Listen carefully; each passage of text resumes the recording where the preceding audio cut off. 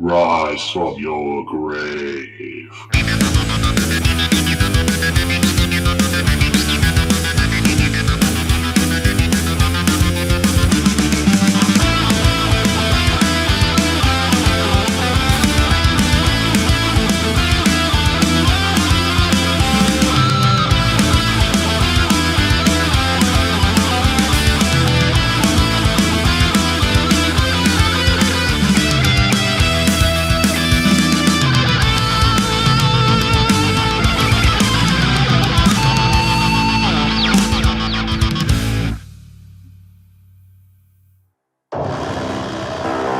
It is a non-stop spoiler onslaught going forward. Abandon all pretenses, ye who enter here. It's Halloween. Halloween. Wait, did you say hello morning? Halloween, like Coach Z. Oh, Something like that. Yeah, this is one of the things that we enjoyed so much last year. We pretty much immediately agreed that we wanted to do it again this year as well. mm-hmm. If you haven't noticed, the Tomodachi Bros have been absent for a bit. We were training. There's a lot of reasons for that, and largely already been covered.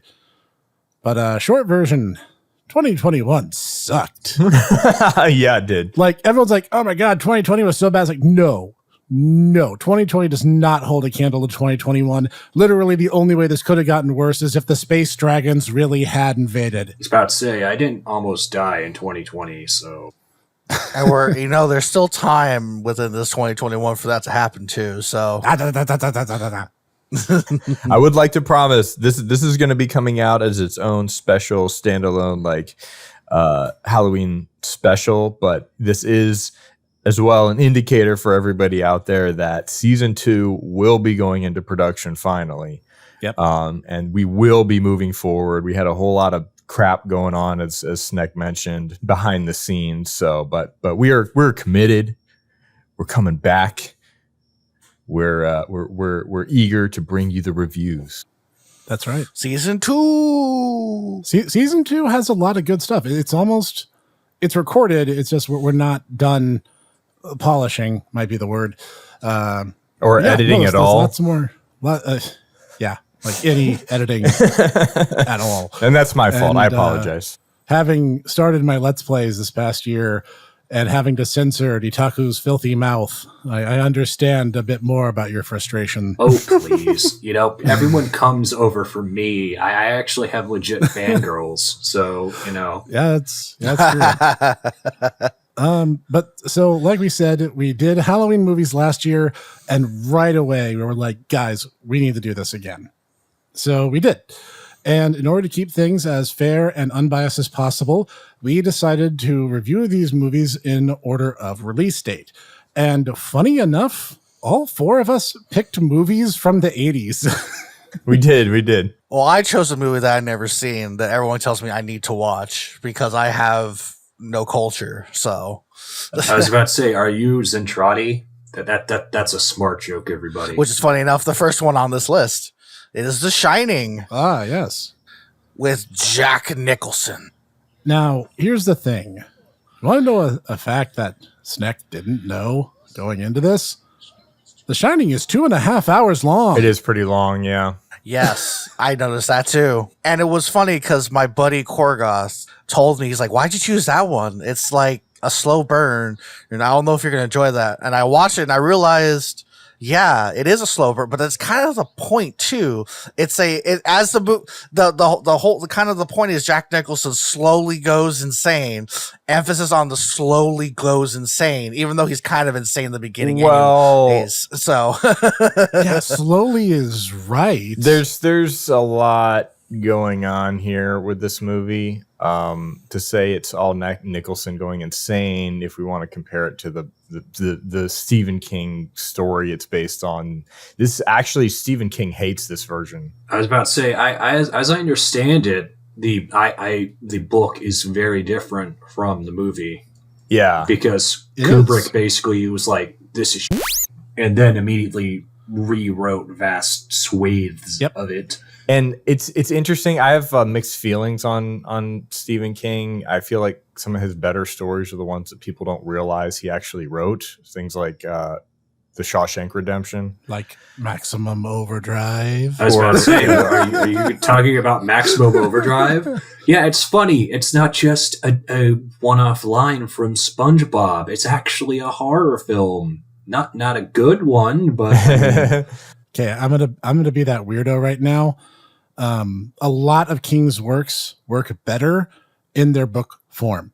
Now, I know that's like the traditional hipster line is so much better in the book. Well, that can vary for lots of different reasons. And a good example of this is The Langoliers. Yeah. Which is a terrifying story and one of the goofiest movies I've ever seen in my life. Yeah, I mean, there's certain things that only the theater of the mind can produce that you can't really produce as much in movie format. Too true. I will say this. I appreciate the fact that he has a sprawling multiverse, but he is also an insufferable person.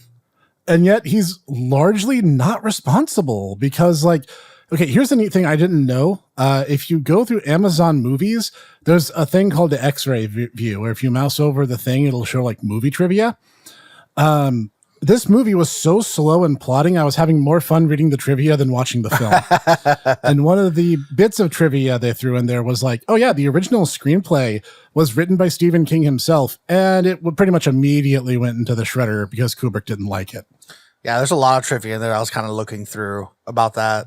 Yeah, like apparently The Shining is completely different from the movie to what it does in the book and later on in the Dark Tower series too, like the actual power. I can't remember if I saw it in the X-ray or if I remember it, but I think the little boy in the movie was actually afraid of Jack Nicholson because they kind of didn't really see each other. And I think Stanley Kubrick was also very protective of him too. Yeah, he didn't want. He basically told the kid that they were doing like a family drama, and he wouldn't let the kid see like the true movie until he was 17, which is really cute. And then you realize like he was brutally ruthless to Shelley Duvall through all of filming. So he like went out of his way to make her perpetually miserable just so he could try to like squeeze like quote unquote the best acting out of her. It's genuinely awful. And even Jack Nicholson, who was said to like have a generally friendly relationship with Kubrick, is like, yeah, working for him is like one of the worst things you can do in Hollywood. Apparently the rumor of 127 takes is falsified, but anywhere between like 40 to 55 is not uncommon. See, the problem is, and here's the thing, you're dealing with a lot of very high intelligence people myself. I have a number of family members who have IQs that are relatively high. There's a fine line between genius and being just a total arsehole. I think the other thing to mention from as well is that the movie is called The Shining, and it is explained within like the first quarter of the film what The Shining is. And then they basically never reference it again. Well, they reference it in small. They don't reference it in quotation marks that much, but they do use it a good amount out. And it's not a like a little thing that the little boy has. The chef his name was Dick Halloran. No, the little boy does have the Shining. No, the little boy does have the Shining, and so does the chef from the hotel, and he explains what it is to him. Who actually survives the book, by the way, and is in the sequel. Yeah, he does not. He actually survived the encounter, and the entire hotel blows up at the end of the novel. Yeah, because isn't the hotel actually the monster in the book? Yes. Basically, yeah. Like everything in the proximity of the hotel and its immediate grounds is all under the influence of this weird dark force from another world leaking in. But it just like, it doesn't have the potential to go out much further than that. And yeah, they set the boiler to explode and they level that entire thing on their way out. Yeah, and the other thing to mention is that, like the house itself is haunted or possessed or like that. You don't really see that like you see that a little bit with the little girls that are kind of hanging around every now and then. Yeah, like you'll see the shadows of the victims and stuff. And the thing is, a lot of those scenes are done really well. You get the sense that something is wrong, something is unnatural, and that he's seeing something that essentially isn't really there. But for like every good, well executed scene is like 30 minutes that could have been cut out of the film, and you would have lost nothing. Yeah. Yeah, but in the sense though is that the thing I want to, and as they were pointing out, as I was trying to point out too, is that a lot of the stuff that started to go into the forefront happens at the end. Yep. Like you start to notice, like the wife Wendy starts noticing all this stuff too that she never knows before. Jack Nicholson, Jack. Which is funny. Jack Torrance. They're both named Jack. Yeah, exactly. Is he has gone completely out. He's gone completely haywire. He's trying to kill everybody. It's but it's all at it's all in the last 30 minutes of the film. Exactly. Like, yes, exactly. Every single scene that you guys at home remember or have like seen other people use out of context, it's all the last 30 minutes. All work no play against Jack, a dull boy. Here's Johnny, the weird dog mask guy in the weird compromising position. It's all the last 30 minutes. None of that happens for like the first 2 hours. Which still confused the crap out of me, that scene. I was like, what was the actual point of that scene? Like, I don't I feel like I missed something when I was like, is this here just to be here, showing that there's actual like ghosts now that they can see? Or was this just like some weird attempt at humor? Is this my brain just it started spinning out of control. You have to understand Clockwork, that, well, first off, I mean, it depends on, because the entire thing is that thanks to the Dark Tower, pretty much everything is connected now with King's works. And so, like, we learn that ultimately, like, the events of the book, The Shining, are because of evil demons from another world, which are actually where Pennywise comes from in It. Oh, that kind of interconnectivity. Okay. Yeah, it's all connected, and it's all basically giant Cthulhu monsters. It's ancient space demons. Basically. Yeah. And they come to our world to basically prey on the weak and the infirm, and basically children and kids, old people, and the sick, aspiring authors. And aspiring authors in Maine, which is literally every single one of his main characters. It's very uncanny. Lovecraftian. Yeah. Yes, Jack is a aspiring writer. Well, I mean, that is true. It's just, you see it. It's in freaking Maximum Overdrive. Let's talk about that film again. It's about this one. It's about it's a recurring character that you see in a lot of his works. So is The Shining then kind of akin to like a good power then, since it kind of gives the boy and the chef kind of a insight to bad things that are going to happen, kind of like the reverse of the. It is used like that, but it's basically, it's one of those things, as I understand it. Bear in mind, I have not read all of the Dark Tower series, and I kind of don't want to because it gets really stupid. But it's effectively one of those things where it's like, in Lovecraft, where it's like, secrets mankind was not meant to know. It's kind of treated like that. It's like the consequence of coming into contact with these things that humanity just really cannot understand. And yet in execution, it's sort of basically like his version of the Force. Basically, yeah. Almost, yeah. I'm just going to say, barring the fact that it's haunted, being locked up in a luxury hotel for 6 months with no people around kind of sounds like my ideal paradise. Well, you know what they say. All work and no play makes Snek a dull boy. I'm sorry, I had to, Snek. I mean, it's only appropriate. I mean, just saying. If there's any luxury hotels in the snowy wastes that need an assist, I am happy to oblige and not go crazy in the downtime. Just make sure you have proper internet so you can keep uploading. Right. Exactly that. Yeah, as long as I have a good internet connection. Oh, and And phone lines that won't die either, and that will not ever be repaired. Radios that were built after 1975. Yes. Oh, don't worry, guys, don't worry. You know, he'll just if need be, he'll just upload his reviews on VHS tapes. Oh, okay? Jesus. It's all right. We're going really retro. I'd say I definitely have mixed feelings on this one. I don't know that it's aged the best. I actually sat down to watch with my wife, who has never seen it before. And it was one of those, what? You've never seen it before? Like, you know, one of these classics. So I was like, okay, I was really curious about her reaction. And when we were watching it, it was a lot of like, she was just incredibly confused pretty much the whole time. She's like, what is actually happening? Like, I don't get it. And it's funny because now I'm like, yeah, there's a lot there, but there's a lot of things that, like, if you don't have at least a little bit of more context of like the book's story, it doesn't make as much sense. But then at the same time, it's trying to be its own thing, and it's kind of weird. It's like Kubrick was trying to do like Kubrick Shining, and it was like its own story. And now in current times, we have a sequel to the Kubrick films, which this Dr. Sleep movie, which is the direct sequel, which is funny because they did the same thing with the movie. The film Dr. Sleep is a direct sequel to the Kubrick version of The Shining, and it tries to fill in a lot of the holes from this film. And whereas the book, the books are like their own thing. So there's so many like little differences, but it's like if you don't understand enough of the original story, like you don't get what's happening. Little things like the red rum scene. It's like the little boy's like imaginary friend. He was a much bigger force. And the whole red rum scene, basically what's happening is he's trying to save himself from the future.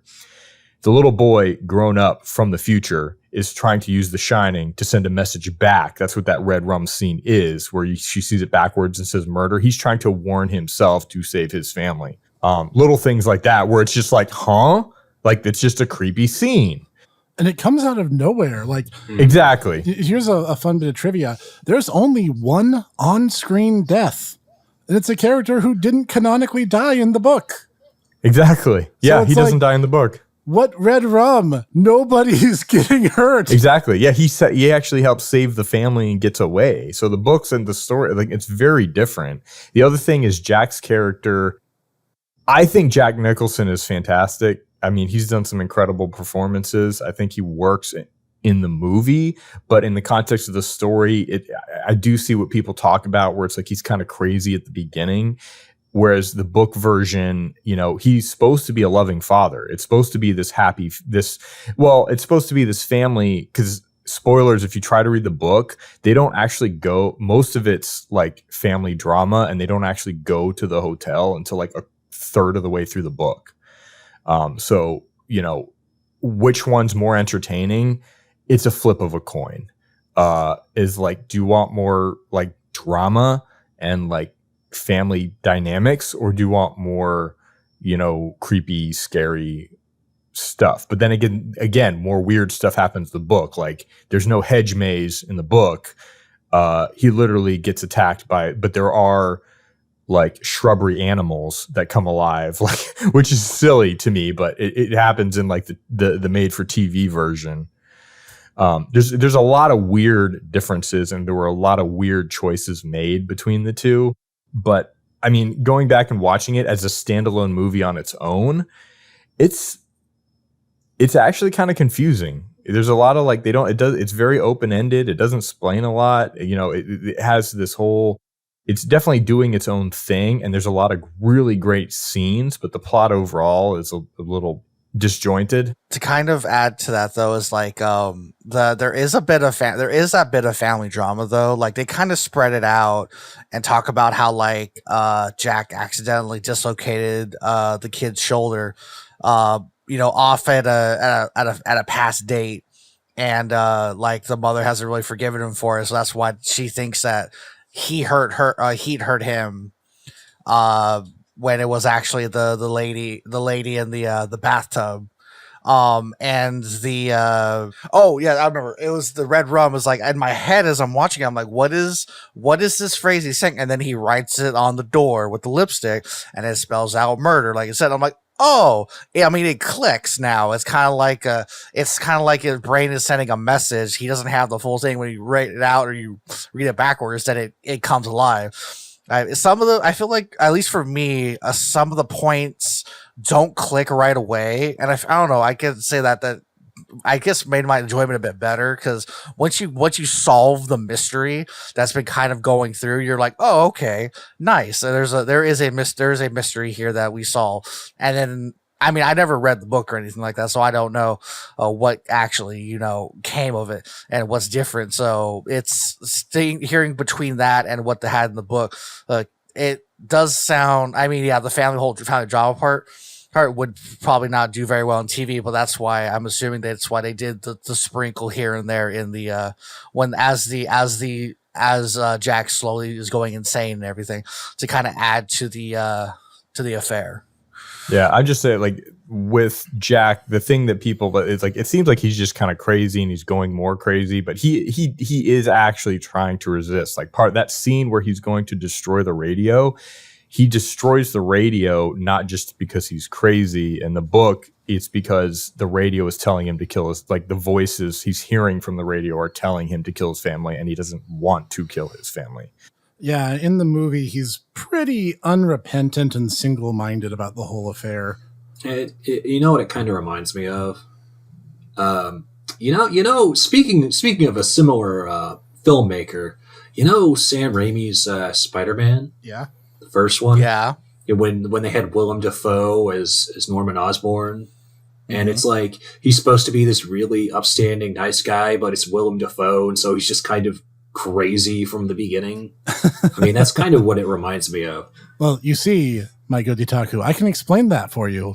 You see, that's because they chose Willem Dafoe and not Willem Dufresne. Wow. Okay. You've been waiting years to use that, haven't you? Oh, yes, I have. Yes, I And he did it. He finally did it. The one thing I like to say about that, though, is that, I mean, in a sense, though, is like, as you know, William Dafoe is kind of like, as you say, is a bit crazy as he's going through, and then becomes the Green Goblin. It's like you understand the Green Goblin is going to be in this film. I'm assuming if you watch trailers and stuff like that. But I mean, there's that kind of click, even if you never watched anything like that, that there's something off about this character, and then he becomes Green Goblin, and you go, oh, that's what's going to happen. Like, it's, I mean, if it was like the sudden shift would be good too, and that kind of mystery, but I mean, it, depending on how they wanted to film it too, like, it could have been a good choice or it could have been a suboptimal choice, but I guess it really kind of depends on where the director was really going with it. But I don't know if that was ever stated, if that's what they wanted or not. I get what you're putting down, but I'm going to counter on one major part, and this is the issue that kind of sunk this film for me, because it's the pacing. It is 2.5 hours long. Oh, here, I was expecting it to be, it's because it's really popular and I'm a hipster. No, like, see, that's actually the frustrating thing, because it's the reverse. I'm like, everyone has been telling me for years and years and years, this is a horror classic. Oh, yeah. They're like, it's the greatest horror movie ever made. Yeah, that. And it's like, oh, it's on all these top 10s and top 50s and top 100s of amazing horror films, and you have to see it. And every single shot was done perfect because they were done like 50 times each. And I'm like, you could cut out like the first hour and a half of this film and not lose much of anything. And the slow descent into madness is so slow as to be inconsequential. He's already kind of uncanny and off-putting in one of the earliest moments of the movie, which is his having the job interview. And he's already kind of like a little off, but it's kind of hard to like place why. But then just like halfway in, he's like talking to people who aren't there. Which, by the way, that first scene when he's in the bar talking to the bartender guy, that's really good, because it really seems like he's having the conversation, but he's really only hearing what he wants to hear. So that's the flow of the conversation. If it was more like that, and you see this descent into madness, starting from an almost amicable standpoint that gradually descends into the madness, that would have worked better. But you also probably could have done that in an hour and a half runtime, as opposed to dragging our heels on largely inconsequential bits for the better part of the runtime. Because like all the iconic moments, all the memes, all the references, all the homages are pretty much the last 30 minutes of the film and the come play with us scene, which is about halfway in. I'm just going to say my final thoughts on this, it's like 4 out of 10. It's really nothing special. Wow. Yeah, and I thought I was going to be the one to really roast this one. But that's because more I'm not a big fan of just King. I mean, like King can do good stuff. Like I said, I actually like the novel of the Langoliers. It's a good read. I know, and he's not quite at George R.R. levels of just, you were supposed to be the chosen one, everyone loves you, and yet you're kind of a hack. But I think more in King's case, it's a self-imposed being a hack because, well, as I understand it, and I know this is probably not news to anyone here, but apparently he spent most of the 80s just high as a kite. High as a kite and drunk as a skunk. Well, I heard that's where the magic came from for a good amount of his books, but I don't know. I like I said, I've never really read it. My final review, I think this movie is a good first watch. I don't know how well it's going to work on the second or third run through, to be honest. I think you should watch this. If you haven't seen the film, I suggest watching it. If you got a good 2.5 hours to kill, I think you won't regret it. But it'll be one of those where you kind of put it on the shelf and it's just going to gather dust at that point. Because you're like, I could, maybe not. kind of situation for the next run through. I don't know. I mean, it depends. You'd think the same thing about the Lord of the Rings, but I mean, my family watches those every year. So I watch them almost every year, so I don't know what you're talking about. No, I mean, that's the thing. Like pretty much around like Black Friday, before I used to work, that was our Black Friday thing. We'd pretty much like be like, well, we're going to take the entire day. We're going to watch these films. And it's pretty great. You play Pinochle, you're pretty much just hung over on turkey and you just watch Frodo destroy the ring. All right, Clockwork, what's your final score for The Shining? Dynamite Pressure? Oh yeah, I'd say it's a good 6. All right, Dietaku? I'd say it's about a 6 too. Yeah, I mean, I have to begrudgingly admit that it's competently shot, and Kubrick is a master, but it is not like I am at this point basically like, if film critics say it's a masterpiece, it's because they have to, otherwise they're all going to be like, oh my god, it's just people watching movies and we pay them to do so. Da, da, da. How dare you have fun? Yeah, it's like, so I mean, Citizen Kane is the same way. Yeah. A lot of these, like, oh my god, you have to see these films. It's like they're not as good as people say they are. I don't know. I sorry, I want to interject real quick. I just want to say I didn't live up. I will say this: it didn't live up to the hype that everyone put it at for me. But the thing is I don't usually keep things that are that hyped up because they're never going to live up to hype anyway. So I came with a minimum expectation, and I wasn't disappointed. I thought it, like you said, competently shot. I thought it was pretty. Like I said, that's why I'm assuming, for me, it's a good first watch.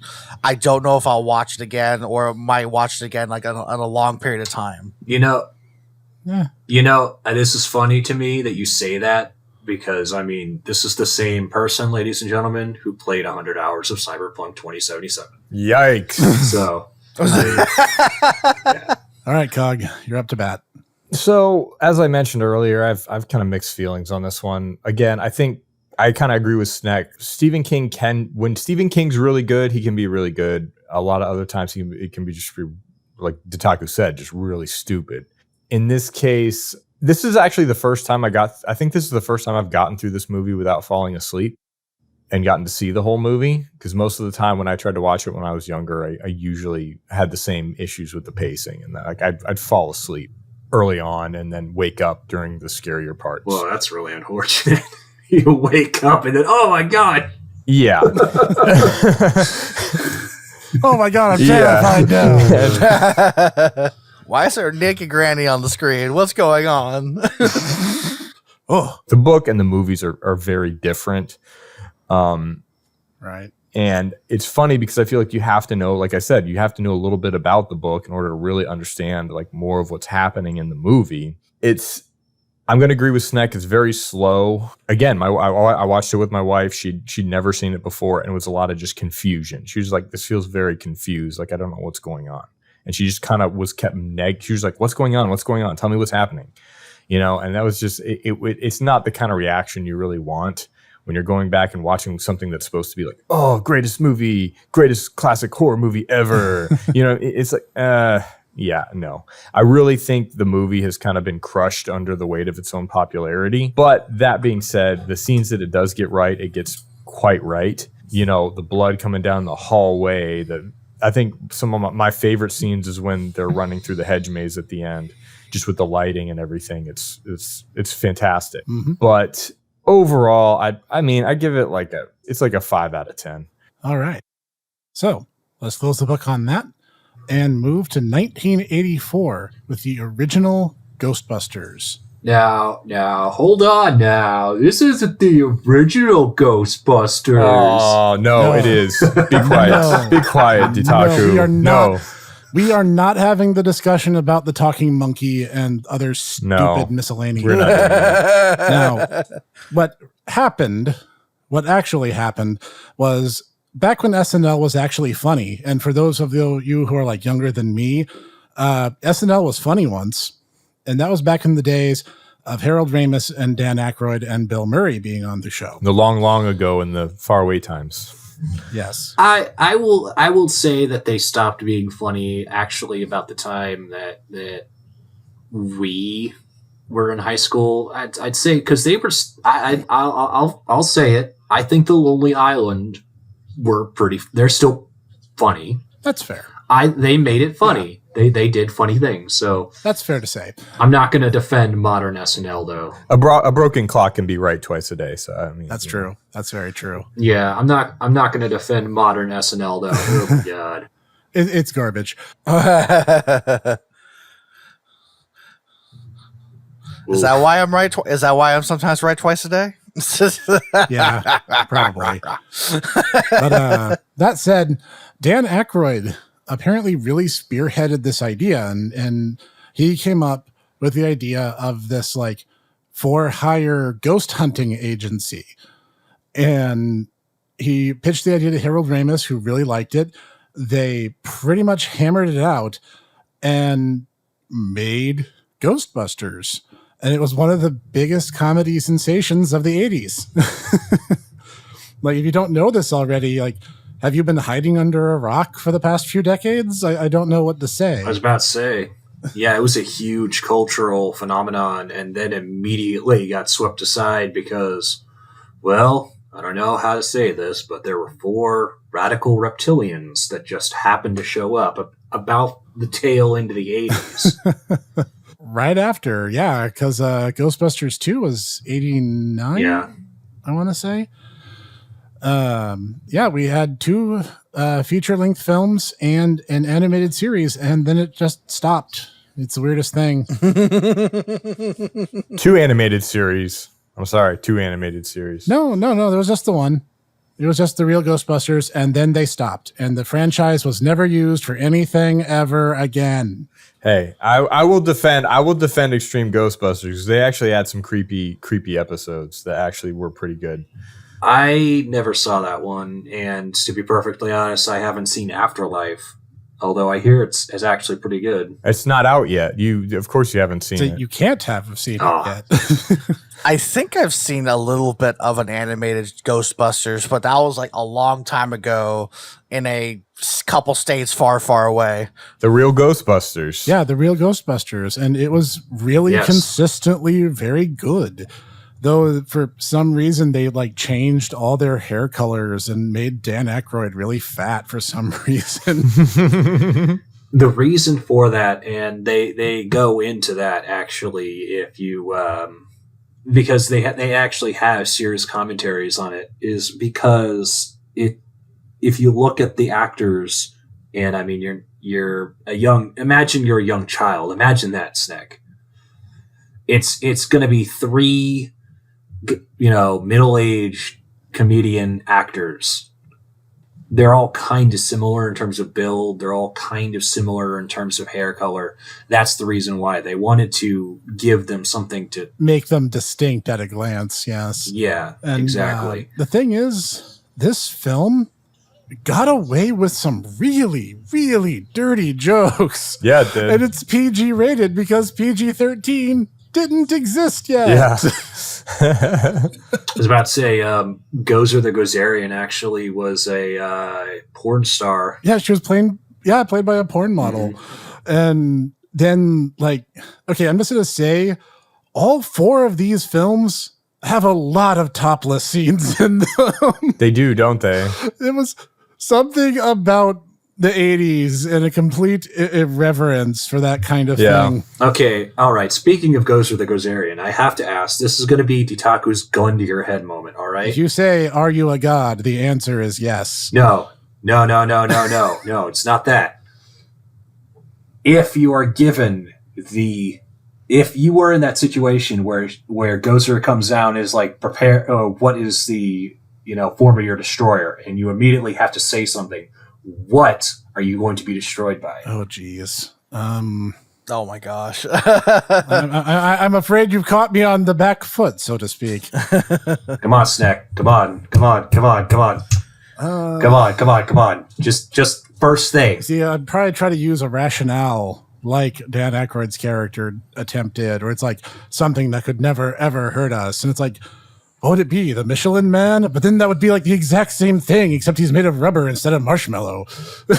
Then Cog would say something stupid like, it's a tire. And then it'd just be a giant tire rolling down downtown New York. As it squeaks ferociously, channeling its psychic powers. I can't believe it's Benny. I have to give you crap, dude. But that's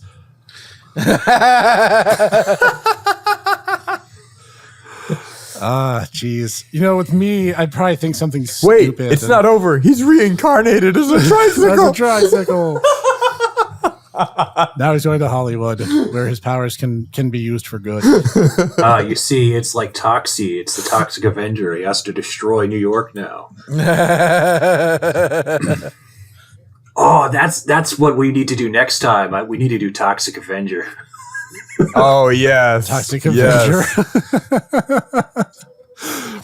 So here's the thing. If I was put in that position, the first thing that pops into my head would probably be something really stupid. I'm going to be honest, because I'm not that smart. I'd probably accidentally think of like an anime waifu or something and condemn us all to death via gigantic moe. And while I largely am okay with that, I know a lot of people aren't. Okay. All right. Clockwork, what about you? Oh man. First thing to come to mind. This isn't too hard. It'd probably be like like in my head. It'd probably be like oh Jesus, and it's not hard. The problem is like in that moment when you're walking through, it's like, what do you want to be destroyed by, and your brain goes to something like. My first thing would probably be like a bunny or something like that. Like bunnies are cute and cuddly. They can't hurt you as they start nibbling you to death. Yes. Actually, there was a horror film about that. Night of the Lepus. Mm-hmm. All right, Cog.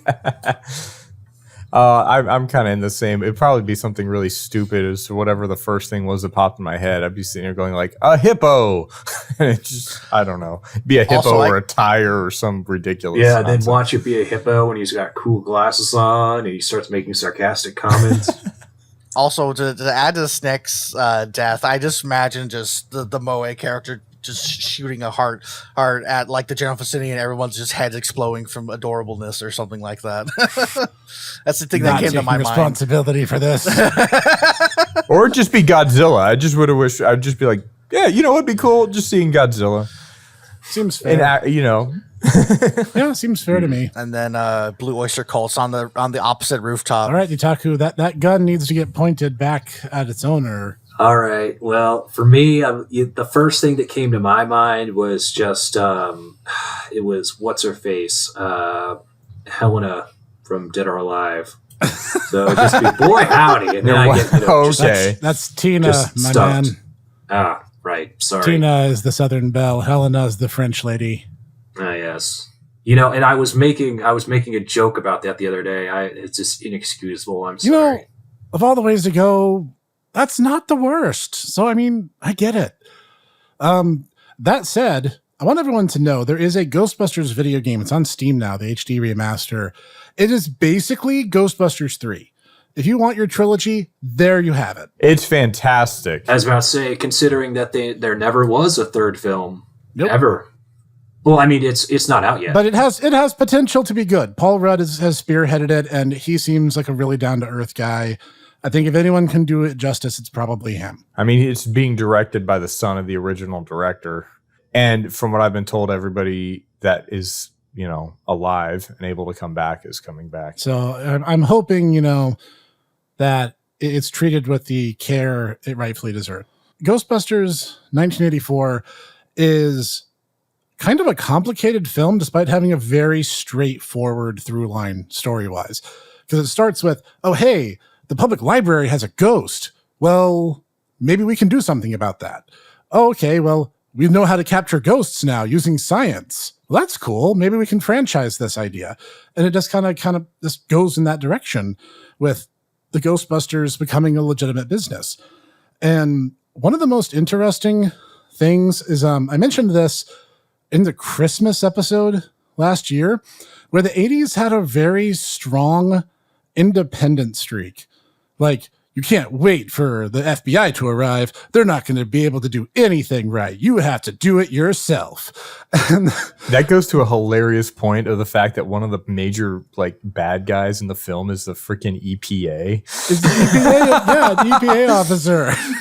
Yeah, I was gonna say literally New York City. That's my point. Actually, is literally Cthulhu is dropping down on New York City, and literally the government is going, wagging his fingers, going, no, we need to let Cthulhu eat Manhattan. Because you're not up to your emissions standard.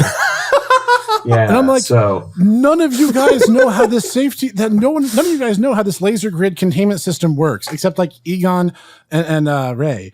That's it. No one else knows how this thing works. No one else can maintain it. And he's just like, shut it off, shut this whole thing off. And even the dude he's brought in as the engineer is like, I've never seen anything like this in my life. It's also the point that after they shut off the grid, the alarms start going off. They run out the building because they explode. And the explosion happens. And he turns around like, they did this. They caused this explosion. I'm like, yep. No, you did, genius. Yeah, he starts pointing the fingers at them.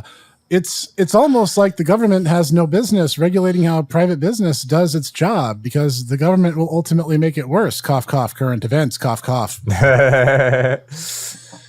Okay. Can we also say, as an aside, that for his presence in the franchise, Slimer himself, as just complete aside, he's complete non-factor in this film. He shows up and is kind of a monster of the it's kind of a monster of the scene, and that's it. He's not an important ghost. He's not he's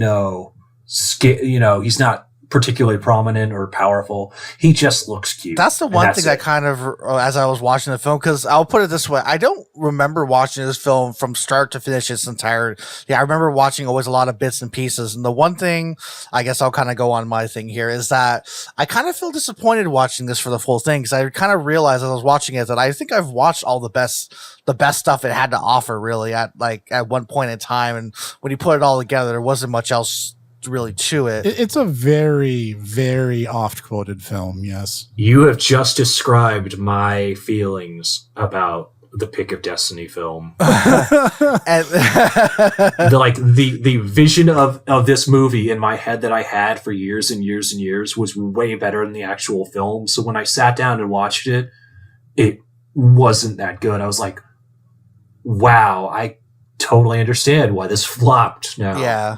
But what I was trying to say, what I was going for was that a lot of the ghosts they find, like the ghost has a presence, the ghost kind of has a personality, as you're saying, but a lot of them are like very secondary characters up until the last two spirits, the gatekeeper and the gate key or whatever. Yeah, Zool and Vince Clortho. Yes, they're like, and then you get Stay Puft, who arrives for a little bit and then promptly gets vaporized. Well, Stay Puft is Gozer. That's the entire thing. Yeah. It's literally Gozer about to destroy them. It's like a weird courtesy that a god would like bestow upon people, where it's like, hey, I'm going to kill you all, but you guys get to pick what it looks like when it happens. And speaking of that game, you actually get to see a giant slore as one of the boss encounters. Yep. So you actually get to see what he's talking about. Yeah, when he's going off the handle and like, oh, where did you see that? Yeah. Yep. And here's a thing that I noticed watching this film again. Vince Clortho is like really, really polite. He is. Like, as a dog monster, he like chases Rick Moranis' character around, but when he possesses him, he's like super agreeable and like really nice and just answering all of Egon's questions with no hesitation whatsoever. And Egon's like, well, who are you? He's like, oh, well, this is my name. This is where I'm from. This is what I do. And I'm like, well, he's really amicable for a ghost. Here's the thing. If you're an ancient Sumerian god monster, why are you going to be rude? I mean, you're going to be destroying this entire world anyway, so you might as well humor the little insect man thing, you know? Got a point. Yeah, and it's just like, he's really nice. Maybe ghosts have more personality than we give them credit for. At least the older ones do. Well, it's also, I think it kind of depends on the type of ghost too, because a lot of the ghosts seem to be somewhat single-minded as well. Right. But like, I guess it kind of depends. Like, I think in like 2 or 3 of the ghosts they see, they kind of name like, this is a ethereal. I don't remember what they call the one that eats a bunch off the top of my head, but he's like ether puff level 3 or something. He was a class 5 vapor or something to that approximation. Exactly. And you're like, well, what other classes are there? What other, like, there's a kind of a whole like Pokemon gotta catch 'em all ecosystem all of a sudden that you gotta kind of figure out all of a sudden that. It's funny you say that. You can actually go out and get the manual, Tobin Spirit Guide. Oh, there's a book to it. That's probably why I didn't see it. and they reference it a lot. Full on excerpts. Yeah, they mention it like 2 or 3 times throughout the film, but it's a real book, and a lot of ideas that Aykroyd had came from it. And not only is there kind of a Pokemon vibe, there's a Ghostbusters mobile app game that really is very much akin to Pokemon in many respects, where you actually capture ghosts and fight other ghosts. There was, until they lost they ran out of money to maintain the license. And so the game is not actually running anymore. Oh, you wanna know what's even crazier there, Clockwork? What's the joke, Dietaku? Well, I was about to say, Pokemon itself is actually based off of yokai, which are, well, they're spirits. They're simultaneously gods, ghosts, demons, various other things that are all kind of just supernatural entities. Yeah.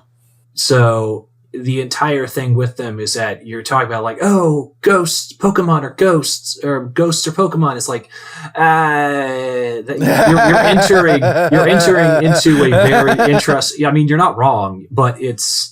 You're entering into a very interesting philosophical question, and I can already hear somebody going, actually, it's like, you know what, nerd, I don't freaking care. Well, it's kind of like like you can kind of say that about like the spin-offs as well. Like, well, not spin-offs, sorry. I mean, like things that try to look like, well, like when Digimon, in the sense too, they had all the different. No, bad Clockwork. bad. Sit. Oh, no, Stay. no. We are not doing that. We are not doing that. No, we are no. We are I don't want to hear Professor Snek's, and so that's actually why Digimon are secretly metal. I don't Okay, then what about Yokai Watch then? Sit. Or whatever. No, Bad. we are not doing Heel. that now. I don't You want get to the hear spray bottle. about You get the spray bottle, Clockwork. No, not the spray bottle. No. And then you go down the OSHA compliant stairs. I was about to say, I don't want Professor Snek's TED Talk on why Digimon are secretly Metabots and it all was secretly Yattermon's fault. And like, All right, I'm throwing the handbrake on this. Ghostbusters 1984, 10 out of 10, fight me. I mean, I disagree. I'd say it's like an 8 out of 10. It's a great film, though. Final score for Clockwork, I say it's a 7 out of 10. All right, so I didn't get to talk as much on this one, but I was jealous that Snek picked one of my all-time favorite movies. Ghostbusters is Sorry, buddy. Ghostbusters is one of the greatest things ever. It's a 10 out of 10 for me. It's one of my son's absolutely favorite films. I've got to see the magic of it firsthand, sitting and watching it with like a 5-year-old, and then that 5-year-old proceeding to sit down and want to watch it over and over and over and over again. I'm shocked that you let him, to be perfectly. That is kind of a dirty movie. He doesn't get any of the jokes. Like, they go over his head.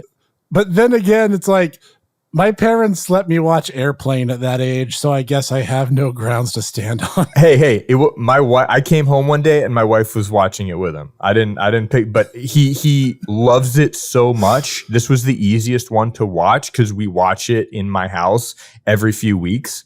At this moment, he's been obsessed with it for a while now. He absolutely loves Ghostbusters. I love Ghostbusters. So getting to see that magic, like it's been incredible. Like, he wants to run around the house and catch ghosts. It's been like Please, incredible. Please So- don't tell me that you let him watch Evil Dead with you. Though. No. He has not watched Evil Dead. No, but Okay. because I bring up we've actually sat down to watch the real Ghostbusters, and he loves the cartoon show. It's been just a magical bonding experience for my son and I, and we have some of the comics are actually pretty good. I'm not gonna lie, we actually have some of the books, and some of them are pretty fun, entertaining, and decently written. We played through the game together multiple times, and love it to death. It's a 10 out of 10. I was jealous that Snek picked it before I did. I was thinking of you, buddy. I know you love this film as much as I do. And I actually have the comic of Ninja Turtles Cross Ghostbusters. Yes, It's one of my favorites. It's like they did such a good job with it. Yeah, I got a whole we've got the Spectral Shenanigans collections where they're going like across it's the Ghostbusters traveling across the US and going to different, states and having spooky adventures, and it's a lot of fun. Interesting. I didn't really know there was a lot of the Ghostbusters crossovers like that. Yeah, IDW has the license for comic books. They did one with Transformers as well. That's pretty cool. Yeah, they did one with Transformers where the Exo-1 actually becomes the Transformer. Interesting. You can actually get a toy. They actually produced a toy for it as well. 10 out of 10. Ghostbusters is amazing. Yes. So I think that takes us into The Fly, 1986. Let's see. Yes, I picked The Fly, which is actually one of my wife's favorites because, as she likes to say, it gets to the point where you're not sure if it's Goldblum's rendition of a fly or a fly doing Goldblum. Why not both? It's funny. You don't think about it, but between this and him and Buckaroo Banzai and Earth Girls Are Easy, it's like, man, Jeff Goldblum was in a lot of really weird science fiction movies in the 80s. Oh yeah. He was. This one's another one that's kind of a slow burn, but it's an intentional. It's not as long as like The Shining is. It's a whole hour shorter, in fact, and it makes a lot more sense because you get to see the kind of development. This movie still stayed with me because of the crazy makeup and prosthetics and everything, and it's sort of a similar thing with The Shining, where you're kind of leading up to the final act of the film. But it stays with you. It's still so goopy and gross, and the body horror in this movie is it still sticks with you. I was quite impressed watching it again. It's those physical special effects there, my dude. I feel like from a lot of, as you said, a lot of the prosthetics and a lot of the practical effects. I felt like some of that when I watched. Out of the 4 movies we watched, this is the one that kept my attention the best, mainly because like the amount of stuff they did. Cause like last year when we did The Thing, that was kind of the one that that kind of kept me along to ride a lot too, because of a lot of the practical effects, a lot of special effects. And I think this one, the main reason why also is because, like The Shining, as you say, there's a slow burn to it. This one has a actual like physical representation other than the gentleman is slowly going insane. Watch as he slowly goes insane with nothing happening. With the Fly, it's watch as Jeff Goldblum slowly transforms into the Fly. And as you see the different transformation he goes through and everything like that, the physical representation is you're going like, what's going to be the next one until you get to the end where he becomes the Fly. You know what this kind of reminds me of, and I can already I'm just imagining this really reminded me of the old the Guyver films where they actually killed off Mark Hamill because he went through a transformation akin to that.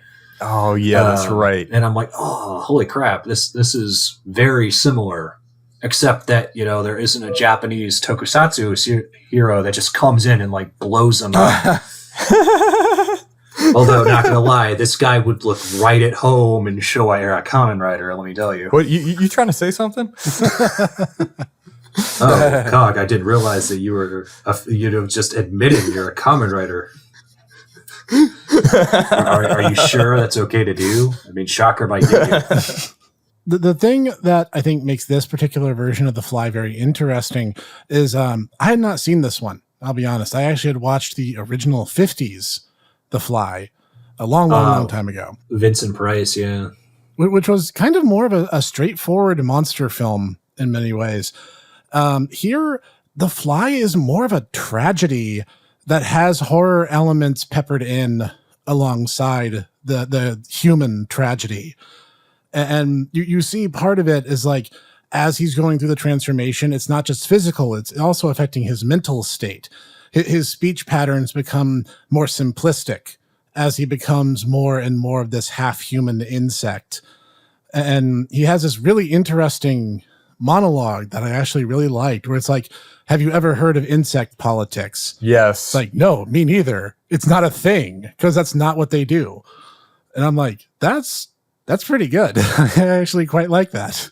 Don't get me wrong. I enjoyed the 50s Fly as well. It just, this one is a whole different sort of take on it. And it's interesting because it's still very different. The Fly in general, the story is very different from a lot of other horror movies. Because like in this case, it actually sort of starts out as just like a romance, this weird science fiction romance story. And it's like your biggest villain is a common housefly. Yep.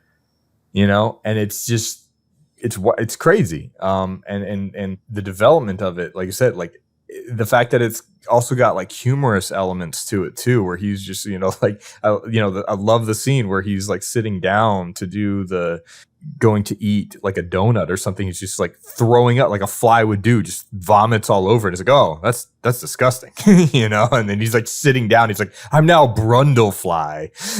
Actually, flies do not vomit, as that implies bile comes up with it. It is an acid secretion. Right. Yes, which it is, it's like an acid. Yes, so I used the wrong word. That's my fault. Well, and also the fact that he's using this as a kind of way of teaching children the anatomy and how a fly operates. Yeah, he sits down as literally like he continues to be a scientist as much as he can, as much as his faculties let him, to the where he'll sit down and try and like examine himself, which was like, oh, that's crazy, mad scientist. I think my biggest thing from this one, which for some reason this is what everyone watches the movie different, is that the antagonist, or the presumed antagonist, the ex-boyfriend, who is the producer. I don't remember the production dude of the. He was an editor. He was the editor above the girl. The editor, yes, yeah. Thank you. Yes. And as Jeff Goldblum slowly turning into the Fly, he's slowly doing pretty much and I don't have a better term, a face turn where he's becoming from the antagonist to a protagonist, because now he's trying to help, because Jeff Goldblum is slowly becoming more and more evil, and now is attempting to do harm to the Ronnie. Yes, Ronnie. And it was really interesting that happened. I find that really interesting that happened, because I don't see a lot. I haven't seen a lot of movies where that really is a thing where there is a big alignment turn of that nature happen a lot. That's interesting, because they actually filmed multiple endings to this movie, and there was an ending where the editor actually ended up with the lead, and everybody hated it because they were like, this guy's a jerk, let's not use this ending, and it doesn't make sense. And then they did another ending where she was actually giving birth to she had this dream. The main female protagonist has a dream where she has this weird, she has a baby that has wings and things like that. The maggot baby. Yeah. She actually has the child, and it leaves on a cliffhanger for like The Fly 2, which they did make. I haven't actually sat down to watch the second one, but then they ended up ultimately on this sort of bittersweet sort of ending where, he finally, he holds enough of himself. There's that scene at the end where she puts the shotgun to his head, like Snek was mentioning. It kind of turns into this tragedy story. And on the bittersweet is that I like the fact that the dude, the editor, he gets his hand and his leg acided off pretty much. Acided off, yeah. That was pretty metal. I'm just like, ooh, I don't think a fly's acid is strong enough to do that to living tissue, but as sci-fi damage goes, that's a big oof right there. The visual effects of that are still like crazy. I haven't seen them use like those melting effects since like the last time I've seen those melting effects that I can think of were like Indiana Jones, like Raiders of the Lost Ark, when they open the Ark at the end and everybody's like melting. But the main thing was that, like as you said, like the Fly, with all the metal bits and everything in him from going through the teleporter the last time, he puts the double barrel to his head and pretty much wants to end finally. Or I'm assuming because he has giant metal bits inside of him now. Literally it ends. Yeah, but it ends there. There's no like you don't see him. You don't see the editor with like a prosthetic hand or something like that. It literally ends there on like this kind of. I want to say there's also somewhat of a cliffhanger that can be done there too, because there's so many now left unanswered questions that you could definitely make a second film if you wanted to. Yeah, but I mean, that's the thing. Like I was saying, it's a tragedy. And in the end, after everything he's tried, he the last ounces of humanity is a death wish.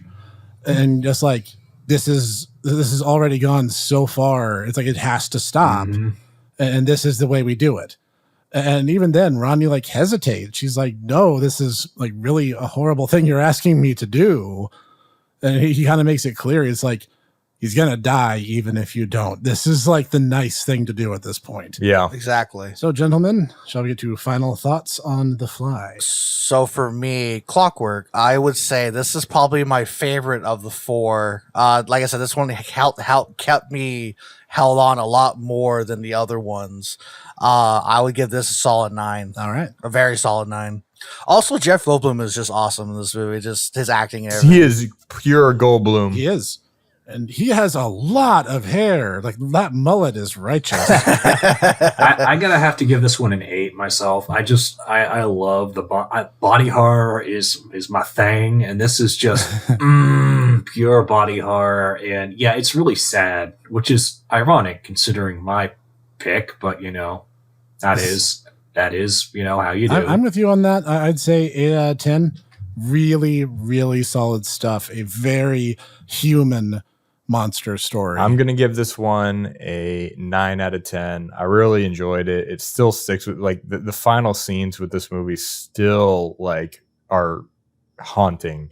The scene where she like takes his jaw off and he finally loses the rest of his physical form and his jaw comes off and the rest of his face sloshes off the fly, and he's still like to this day horrifying. It sticks with you. Yep. My wife is not big on horror movies, but it's one of her favorites. I'm just gonna say I have never looked to fly the same way again after this movie. Yeah, I know, right? You never look at the common housefly quite the same. And it's definitely one that if you're scary movie aficionado or would like to be a scary movie aficionado, definitely if you love weird body horror and stuff like that, you owe it to yourself if you haven't seen it. Mm-hmm. All right. That's all 4 of our opinions. So now it's time for the 4th film, Evil Dead 2, 1987. So I've never actually seen the first one, so it's kind of weird going into the second one. So I'm gonna throw my thoughts out first, just to kind of put it out there. I do know from like stuff that I've seen, because I think there was also a video game, Army of Darkness, where Ash has the chainsaw arm and of course the double barrel. It was a real treat when I finally watched it to realize that this is the movie that he gets his iconic look from. And I thought that was really, really cool. I really do love Bruce Campbell. I think he's a really good actor. This it's played as a comedy, and I see the comedy bits in it. But I feel like that some of it is like it's really campy and really silly at a lot of points. But like I feel like there's just weird. Like it wants to stay horror and it wants to be funny, and there's this weird kind of gray line that I just don't. It didn't 100% click with me. Okay, here's the thing. All right, Evil Dead 1 was actually an indie film. All right, it went through the same beats as Evil Dead 2. However, Evil Dead 1 is similar, or is closer to like a trauma film. It was very racy. It actually had a full scene where one of the trees just got up and raped one of the victims. It also had noticeably worse effects. Like the physical effects here are much better in Evil Dead 2. It was also more of a horror film with just some black comedy trappings in it.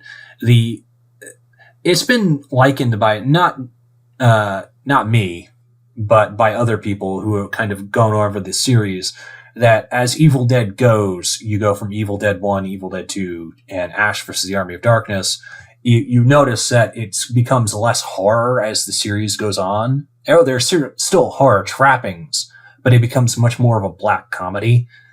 And that's the reason why I did this one rather than Ash vs. the Army of Darkness. Even though Army of Darkness is more quotable, Ash has a lot of great one-liners in that movie. I feel like this one is a better just kind of balance between just it being Ash in horrifying situations and it just being kind of really, really goofy. I think my thing with it though is like in my head, the way people presented it to me was like, have any of you guys ever played and there goes my brain again. I think it's Shadow Warrior. It's a game where it's the assassin who pretty much just says one-liners the entire time as you're going through trying to. Are you referring to the sword? The original Shadow Warrior, or are you referring to the remake? No, from a couple years ago? The remake. Because you have to understand the original Shadow Warrior was made by the same guys who did Duke Nukem, and it literally is just them making references to the Evil Dead film. That's what I mean, though. That's the exact point I'm trying to make. Is that's how it was presented to me. That it was pretty much just going to be silly one-liners and just over the top, weird, silly comedy kind of. That's more Ash vs. the Army of Darkness, and a lot of the one-liners that you probably know come from Army of Darkness. About, listen, you Neanderthals, here's my boomstick, shop smart, shop S-smart. Yep. All that's from Army of Darkness. That's all Army of Darkness. The only one rightfully attributed to this film is when he snaps the chainsaw and shotgun into place and goes, Groovy. Groovy. Yes, this movie was indeed groovy. Oh, it is a great film. And it has, honestly, like, it is a lot of the things that, like, if you are familiar with Raimi, and I know Snek is going to nod his head, it's like a lot of the things that Raimi is famous for come from these movies, because this is basically how he got his chops as a director. Like the Raimi vision, where it's literally just the camera chasing people around in just this one long uninterrupted shot. Just the fact that he'll break up scenes, he'll just be doing something, and then it'll just stop, drop a joke, and then continue doing like really serious. Like that one shot in when the camera's going through the entire camera chasing Bruce Campbell before he decides to disappear into the. He goes down to he kind of disappears off shot. Yeah, that's the Raimi vision. That's actually a thing that they did. He pioneered for Evil Dead 1. Interesting. Yeah, that's some of that stuff I did not know about. The fact that, I mean, him and Bruce Campbell were, they became friends when they were filming Evil Dead 1, and he tries to include him. If you look in most of Raimi's films, Campbell will show up at least in a cameo role, because the two of them were, really hit it off. And I suppose if you're in a horror film where a tree rapes you, what happens in the woods doesn't always stay in the woods. Yeah, Joss Whedon. The thing about it that I loved is this movie feels zero incentive to slow down ever. Like you wait maybe 10, 15 minutes for the first action sequence, and then it's go time. We are pedal to the metal, and we are not letting up for anything. So you better hold on. And the funny thing is too, is like they realize, he must have realized very quickly, like he ran out of people to kill. And so you notice like the archaeological team that comes in later on, they have to add more people so then he could kill them. Yep. Just so he can have more bodies, because he needs Ash to push the story, but then he also needs people to actually die in order to get his dark comedy / horror chops on. I think that might have been one of the reasons this kind of came off a little different, was because I just came off of watching two slow, crawly movies into this one that just kept going beat to beat to beat to beat to beat. Not slowing down for anything, sucker. So maybe that was another one too. No.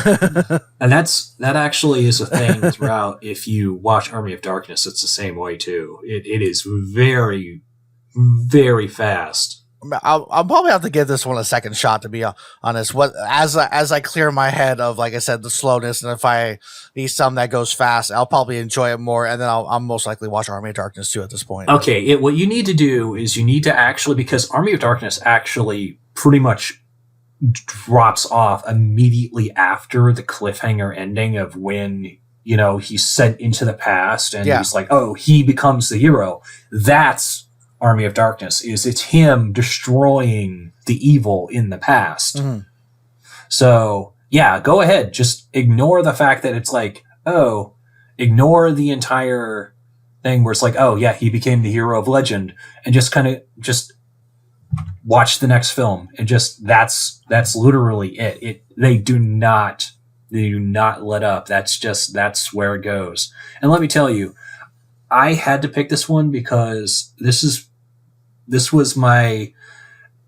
series was basically like my first horror thing. I watched Army of Darkness when I was 8 years old, and I got to this one bit where this one guy, and for lack of a better term, and Cog, I know you know this, Snek, I know you know this because you guys have seen this film already. Basically, this one guy gets juiced. And I was like, ho hum, whatever, monsters or whatever, a little 8-year-old, I was very jaded back then. And then he gets juiced, his blood goes everywhere, and I'm like, whoa, I am really interested now. And then my parents immediately were like, it's time to go to bed. Dietaku was like, well, no, I want to know what happened. I have to watch now. Yeah. And so I years later, I watched this one. I'm like, oh my God, this is where this all came from. This is the prequel. So yeah, no, this holds a special place in my heart because of that. What do you think, Cog? This is, you're kind of being quiet. Oh, I really enjoy the Evil Dead movies. I think they're great. I think the first one I actually saw was Ash versus the Army of Darkness, and I was like, "What the heck? This was hilarious! Like, is there more of this?" And then I kind of went backwards. I discovered the whole Evil Dead story, and was like, "Okay, I got to start this from the beginning." And I actually really appreciate the development that you see if you try to if you go back and watch the three of them as like this ongoing story and this like developing, the story of Ash essentially. I think it works really well in the fact that he's this unassuming teenager in the first one. It's kind of a straight horror movie. Like Dietaku said, this one strikes a really great balance between being, the comedy elements and the horror elements. And then you get to Ash versus the Army of Darkness and it goes full blown epic. Mm-hmm. You know what I mean? It just takes it over the top and is like, let's make this something wild and crazy and epic. And I actually really appreciate that development through the films. I think they're fantastic. This is another horror series that I actually really, really enjoyed. I've enjoyed for quite some time. And I know I've met a lot of other people that really, really enjoy these movies, especially the second one is really great. As Dietaku mentioned, it's got this great balance. It's like, it's perfect for a Halloween film instead of it. Army of Darkness gets really slapsticky and funny, but this one has those moments where you're like, oh, this is definitely a horror movie, and then other times where it's, it lightens it up, kind of like The Fly, where it has these moments of brevity. Yeah, I have to agree, and I think it's rather telling that the demons that start possessing the house and the area around him, like, not only are they trying to break Ash down bodily, they literally are tearing pieces out of him as they attack him, but they take time, and it's really, the craftsmen of pain and fear that they are, that, they have to screw with him, and that's where a lot of the humor is derived from, is that they're just kind of messing with him. But I mean, still, they're still very malevolent. Whereas, yeah, I have to kind of agree. Even though the scope is bigger in Army of Darkness, I mean, this is also the one where you literally get evil Ash. I'm good Ash. You're evil Ash. Goody two shoes. I love. Yeah. Do you see the descent into like how he goes from this unassuming sort of teenager in the first film to becoming the epic hero as well? Because you have these wacky, like the crazy moments where the freaking deer on the walls talking to him. You know what I mean? So it's fantastic. That's actually one of my favorite bits in the scene. Is he just slumps down on a thing and then like he starts laughing to himself, and then the deer starts laughing, and then the entire room starts laughing. The lamp is like moving up and down, so he starts doing squats to like move in sync with the lamp. Yeah, that's what I was gonna say. Is that was probably one of the most parts I remember the most from this. The other one that caught me off guard that I really liked is when he's looking in the mirror, and then he comes out of the mirror per se, or like talking to himself and assumingly choking himself for a little bit. But I was just like that whole bit. I was like, wait a minute, I felt was well put together. That's why it goes to what I was saying. Like, I think if you take the three films together and you kind of watch Ash's journey, this second one is really where you start to see that transition from the Ash, from the kid that was in the first movie into becoming the epic hero that is in Ash versus Army of Darkness, right? So you kind of, this is the character developing transition point is the second film, right? That's a good way of putting it, honestly. And I mean, it is a really good trilogy too, if you look at it that way. And I mean, I don't know, I'm not a huge fan of the series they did a couple of years ago. I think it works. Ash versus Evil Dead. Yeah, they did a series. I missed out on this. Yeah. Yes, they did. Yeah, it's not good. No, I didn't really like it, but it is what it is. They're doing a video game now, actually, from what I've heard. That could be interesting. Oh, they've done a few video games. Although, I mean, as I say, Duke Nukem is effectively Ash, in fighting aliens. So There is an Army of Darkness skin in my memory. I think it was like on Xbox or something like that though too. So there's not like this is like the first game that has Ash in it. Well, if you're including Ash as the main character in his own video game, I'm not gonna talk. I'm not talking about like Poker Night at the Inventory or something like that. I'm talking about like Army of Dead. Yeah, game. I'm referring to a new, just revealed. There is a new Ash Oh, that would be cool. that they actually have game footage for. So yeah, you can look it up. I'm gonna have to look this up Yeah, now. that'd be really cool. Looking forward to that. Then. It's literally I'll even give it to you. It's literally called Evil Dead the game. This Bruce Campbell voice. I guess while you're looking at it, I would take a look to see if Bruce Campbell's voicing Ash. That'd be a big thing too. So you can look that up. They literally put the trailer up not 3 months ago as of this recording. well then. Very easy to find.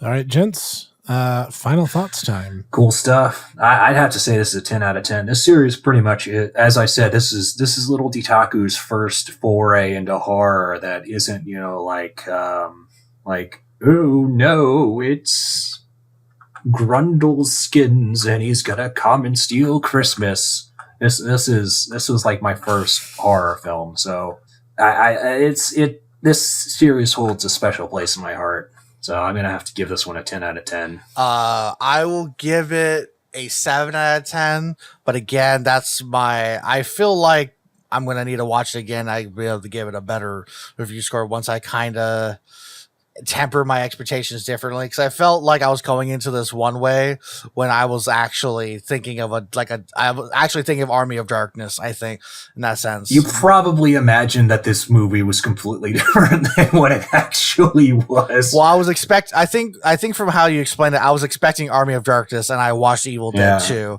Yeah, And people explained it to me like if it was Army of Darkness and it's Evil Dead 2. Yeah. Now you go ahead and watch both films. They're both good, but you're probably gonna see Army of Darkness and go, "Oh, this is the one I thought it was," because that's the one everyone quotes. Yeah, this is I mean, Ash has a lot of great one-liners in that one, so. Yeah, I guess when we do the Christmas special, you can do your book report and, go, okay, so this is what I think about Evil Dead now. Also, I think the quote I'm using on Discord right now is one of them. "Hail to the King, baby." It is. I remember that being from him. Yes, that is the last thing he says. Yes. Wait, you've never seen Army Nope. of Darkness? And yet, I've only gotten quotes and everything. wow. Really is a widely quoted film, to be fair. Yeah, I was about to say, pretty much everything that Duke Nukem says is either from They Live or Army of Darkness. So, This was another one I really enjoyed. I really enjoyed this Halloween block that we did. In terms of ratings, I'd give this one like a 9 out of 10. It's really great. It's solid. It's epic. I think it's fantastic. I don't have the only like, if you were to ask me what's differentiating a 9 from a 10, it's just I probably don't watch it as much as something like Ghostbusters. But other than that, it's great. you're now thinking about. That's fair. I'll mirror that sentiment. I was going to say, you're now thinking about what would happen if Ash and the Ghostbusters teamed up. How cool that would be. Oh, geez. We definitely know who's the brains and who's the brawn in these scenarios. But I'll mirror Cog's thoughts. I think he summed it up and my feelings quite nicely. I would also say 9 out of 10. I really enjoyed it. It's a roller coaster ride of a film, let me tell you. I enjoyed myself immensely. Awesome. Let's say I think at 9 out of 10 or 10 out of 10, it's just personal taste. So yeah, I can respect that. Awesome. So thank you so much, listeners, for joining us for our second Halloween episode. We had a blast. We had a lot of fun going through these movies. Mm-hmm. Look forward to more Tomodachi Bros to come. I promise. Season 2 will be getting underway into post-production soon. And we hope you guys have a happy Halloween. Be sure to check us out on the Hipster Snek channel, as well as everything else going on the Hipster Snek channel. As our new official home for the Tomodachi Brothers. We are officially Tomodachi Bros subsidiary of the Hipster Snek. Hipster Snek LLC. Way to put all the pressure on me. Wait, when did I become the parent company? Whoa, that was a serious promotion I wasn't expecting. Hipster Snek LLC. You're the one with the channel. Touche. So stay tuned for more. Stay tuned for more on the Snek channel. And we hope you guys have a spooky Halloween. Ooh. See y'all Later, dudes. See y'all later. Catch you next time.